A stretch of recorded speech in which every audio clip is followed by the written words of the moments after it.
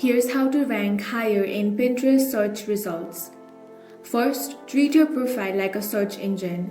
You want to switch to a free business account and weave target keywords naturally into your display name and bio. Instead of just your name, add what you do like digital marketing tips. Next, optimization happens at the board level. Pinterest reads your board titles and descriptions to understand your niche. Give your boards clear, keyword-rich names rather than clever or vague titles.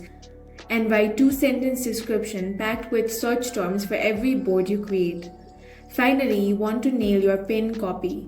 Put your main keyword in the pin title. Use the description to explain exactly what the user will get and always include a clear call to action. Don't forget text overlay on the image itself. Pinterest Visual AI literally reads the text on your graphic to categorize your content. By using these strategies, you can rank higher in Pinterest search results. That's all for this video. If you found it useful, make sure to hit the like button and subscribe for more videos like this.